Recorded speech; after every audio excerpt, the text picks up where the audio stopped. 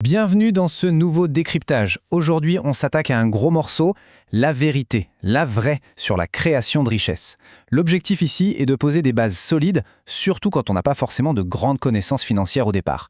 On va casser quelques mythes et regarder exactement ce que font les millionnaires partis de rien pour bâtir leur fortune. Et croyez-moi, c'est bien loin des discours habituels que l'on nous sert à longueur de temps. On est parti ? Alors, posons-nous tout de suite la question qui fâche. Est-ce que les conseils financiers traditionnels créent vraiment des millionnaires? On entend constamment ce même refrain. Il ne faut surtout pas mettre tous ses œufs dans le même panier, la diversification c'est la clé de tout. Mais, en réalité, cette croyance mérite vraiment qu'on s'y attarde. Car si l'on regarde la façon dont les fortunes se construisent vraiment, l'accumulation de capital raconte une histoire totalement différente de ce dogme populaire. C'est d'ailleurs assez ironique. Une étude de Fidelity Investment, menée sur 20 ans, a cherché à savoir quels étaient leurs comptes d'investissement les plus performants. Et la conclusion est juste incroyable. Les portefeuilles les plus rentables appartenaient à des personnes qui avaient complètement oublié leur existence ou qui étaient littéralement décédées. Apparemment, ne plus être de ce monde est une excellente stratégie financière. Plus sérieusement, ça prouve surtout que le fait de déplacer constamment son argent, de bricoler ses investissements pour se surdiversifier, eh bien ça coûte très cher. En moyenne, les investisseurs y perdent environ 2,5% de performance par an. Mais alors, pourquoi l'industrie financière insiste-t-elle autant pour nous vendre cette diversification complexe? Eh bien la réponse tient en un seul chiffre et il donne le vertige. 600 milliards de dollars. Selon le Bureau national de recherche économique, c'est exactement ce que les Américains payent chaque année en frais à l'industrie financière. Il y a donc une incitation colossale pour ces institutions à promouvoir des portefeuilles très diversifiés et complexes. C'est tout simplement parce qu'il est beaucoup plus facile de justifier et de facturer des frais de gestion récurrents quand les choses ont l'air compliquées. Et c'est là qu'on touche au grand mythe de la diversification.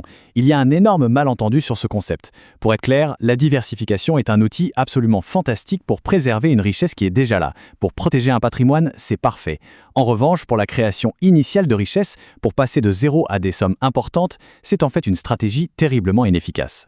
Prenons deux exemples très concrets pour bien comprendre. D'un côté, on a Jake, c'est l'épargnant diversifié par excellence. Il place son argent prudemment dans des fonds indiciels mois après mois. Et ça marche, il atteindra les 2 millions de dollars mais à 65 ans. C'est sûr, mais c'est très très lent. De l'autre côté, on a Sarah. Elle a fait un choix radicalement différent. Elle a décidé de concentrer tout son temps libre et son argent dans un seul projet, le développement d'un commerce en ligne. Grâce à cette concentration intense, elle revend son entreprise et atteint 3 millions de dollars à seulement 38 ans. La concentration a littéralement écrasé la dilution. Pourquoi la méthode de Jake est-elle si lente au final? C'est purement mathématique.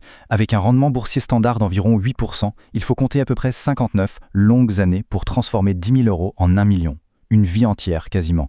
Alors qu'une entreprise ou une compétence sur laquelle on se concentre à 100% peut atteindre ce même million en moins d'une décennie. La différence de vitesse de croissance est tout simplement vertigineuse. Et ce n'est pas qu'une belle théorie sur le papier. Une étude très sérieuse du Journal of Financial Economics de 2018 a démontré que 78% des millionnaires ont bâti leur fortune grâce à des positions extrêmement concentrées. Ils se sont focalisés soit sur la création de leur entreprise, soit sur une carrière hautement spécialisée. Les fameux portefeuilles d'investissement diversifiés ne sont arrivés dans leur vie que bien plus tard, uniquement pour sécuriser la richesse qu'ils venaient de créer. Le vrai secret de la phase 1 de la création de richesse, c'est donc ça. La concentration absolue. On parle d'une période de 5 à 20 ans où l'on ne s'éparpille sous aucun prétexte. On choisit un seul domaine, un domaine qu'on comprend mieux que les autres, et on y verse tout ce qu'on a, ses ressources, son temps et son énergie. Regardez l'exemple de Peter Thiel. En 2004, il a investi 500 000 $ dans une toute petite start-up qui s'appelait Facebook. N'importe quel conseiller financier traditionnel aurait crié à la folie en voyant un tel manque de diversification. Mais en fait, Thiel siégeait au conseil d'administration. Il savait exactement ce qui s'y passait. Il avait ce qu'on appelle un avantage informationnel. Résultat, en 2012, sa part valait plus d'1 milliard de dollars. Un rendement multiplié par 4000. Ce n'était pas un coup de poker à l'aveugle, c'était un pari concentré ultra réfléchi. Mais pas besoin d'être un milliardaire de la Silicon Valley pour appliquer ça. L'histoire de Marcus est super parlante. À 42 ans, il travaillait dans la logistique. Il quitte son job avec 40 000 $ d'économie en poche et lance sa propre entreprise de conseil dans ce secteur précis. Il mise tout sur ses 15 années d'expertise. 8 ans plus tard, il revend la boîte et propulse sa valeur nette à 5 millions de dollars. Sa fortune, il va bâtir sur la maîtrise parfaite d'une seule et unique niche. Et la beauté de la chose, c'est que ce principe de concentration ne s'applique pas qu'aux entrepreneurs. Ça marche tout aussi bien pour une carrière classique, pour ce qu'on appelle le capital humain. Devenir l'expert incontournable, le spécialiste absolu dans une compétence unique et très demandée, c'est littéralement une voie royale vers la richesse. D'ailleurs, une étude de l'université de Georgetown a révélé que les spécialistes travaillant dans des domaines très recherchés gagnent en moyenne 68% de plus au cours de leur carrière que les profils généralistes. 68%. C'est ce qu'on pourrait appeler une véritable prime de concentration. Être exceptionnel dans un seul domaine rapporte infiniment plus sur le long terme que d'être simplement moyen un peu partout. Bien sûr, en entendant ça, on pourrait se dire « oui, mais on ne parle que de ceux qui ont réussi, c'est juste le biais du survivant ». En fait, non. Il s'agit surtout de gérer le bon type de risque. La diversification classique, oui, ça vous protège de l'effondrement d'une action isolée. Mais ça vous laisse totalement démuni face au grand crash boursier où tout s'effondre en même temps, et surtout face au tueur silencieux de notre pouvoir d'achat, l'inflation. Souvenons-nous de la crise de 2008. Les investisseurs qui étaient purement diversifiés ont tous pris l'eau, essuyant des pertes de 40 à 50% de façon généralisée. A l'inverse, certains spécialistes très concentrés qui connaissaient parfaitement des niches, comme l'immobilier en difficulté, ont su repérer des opportunités incroyables. Ils ont acheté au plus bas et ont fait x10 ou x20 sur leur capital. Leur connaissance spécifique, c'était le meilleur des boucliers. Alors comment on structure tout ça quand on débute sans pour autant risquer de tout perdre ? Il y a un cadre absolument génial pour ça, utilisé par les investisseurs les plus sophistiqués. On l'appelle la stratégie de l'alter. C'est le moyen parfait de combiner une sécurité financière totale avec une croissance explosive. Imaginez un alter. D'un côté, le poids représente 20 à 40% de votre capital, placé dans des actifs ultra sûrs, comme des obligations ou des fonds indiciels très larges.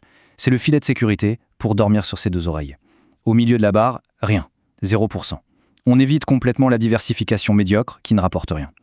Et de l'autre côté de l'alter, les 60 à 80% restants sont alloués à des paris concentrés, avec de très fortes convictions. L'idée est simple, on force une croissance maximale, tout en s'assurant qu'on ne pourra jamais être totalement ruiné. Mais comment appliquer cette concentration intelligente concrètement dans sa propre vie sans perdre pied ? Voici un petit plan d'action très pragmatique. Tout repose sur 3 piliers. 1. Identifier son avantage informationnel, c'est-à-dire trouver ce que l'on sait faire ou ce que l'on peut apprendre beaucoup plus vite que les autres. 2. Concentrer tout son apprentissage de manière obsessionnelle sur une compétence rare. Et 3. Allouer au moins 80% de son temps à des activités qui ont un très fort effet de levier. Il faut vraiment avoir le courage d'ignorer ou de déléguer tout le reste. L'exemple de Jennifer est l'illustration parfaite de ces principes. À 32 ans, elle est développeuse et a réussi à mettre 85 000 $ de côté. Pendant 6 mois, elle sacrifie ses soirs et ses week-ends pour se former à fond sur une niche logicielle très spécifique. Quelques années plus tard, à 39 ans, elle revend la société de conseil qu'elle a montée autour de cette compétence pour 4,2 millions de $. 6 mois d'apprentissage ultra concentré qui valent bien plus que toute une vie d'épargne diluée. Le cœur du réacteur dans tout ça, c'est fameux avantages informationnels. Et pas de panique, il n'y a pas besoin d'être un génie de l'informatique pour en avoir un. Il s'agit tout simplement de posséder des connaissances, une compétence pointue ou même un accès unique à un réseau dans un domaine très précis que le grand public ignore. Bien connaître l'industrie de sa région ou maîtriser un logiciel obscur, c'est déjà suffisant pour faire des choix stratégiques forts plutôt que des paris à l'aveugle. Pour exécuter cette stratégie sans se brûler les ailes, la méthode est stricte. Étape 1, on constitue un solide fonds d'urgence. C'est non négociable, c'est le filet de sécurité. Étape 2, on se fixe une limite de temps stricte et des critères de succès mesurables pour son projet. Étape 3, on lance son pari concentré. Avoir ce filet de sécurité au départ, c'est ce qui fait la différence entre prendre un risque calculé et jouer à la roulette russe avec son avenir financier. S'il y a bien une règle d'or à graver dans le marbre, c'est celle-ci. Étudier minutieusement ce que les personnes fortunées ont fait à leur début pour y arriver, et non pas ce qu'elles recommandent de faire aujourd'hui, bien au chaud, une fois qu'elles sont déjà riches. Quand on lit leur biographie, ça saute aux yeux. La vraie richesse se construit avec une phase de concentration extrême pour ensuite être conservée grâce à une diversification stratégique. En résumé, si l'on devait retenir une seule phrase de toute cette analyse, ce serait celle-ci. La diversification est un excellent outil pour protéger la richesse qu'on possède déjà. Mais la concentration, c'est le moteur indispensable pour bâtir la richesse qu'on ne possède pas encore. C'est simple, mais confondre ces deux étapes est la plus grosse erreur qu'on puisse faire en commençant à gérer ses finances. Ce qui nous amène à une réflexion finale assez provocatrice, il faut l'avouer. La stratégie financière qu'on adopte aujourd'hui au quotidien est-elle vraiment conçue pour nous créer une véritable richesse sur le long terme ou sert-elle finalement juste à préserver une forme de sécurité confortable, voire de médiocrité financière? La question est posée. Merci d'avoir suivi ce décryptage avec nous, on espère que ça a bousculé quelques idées reçues et à très bientôt pour une prochaine exploration.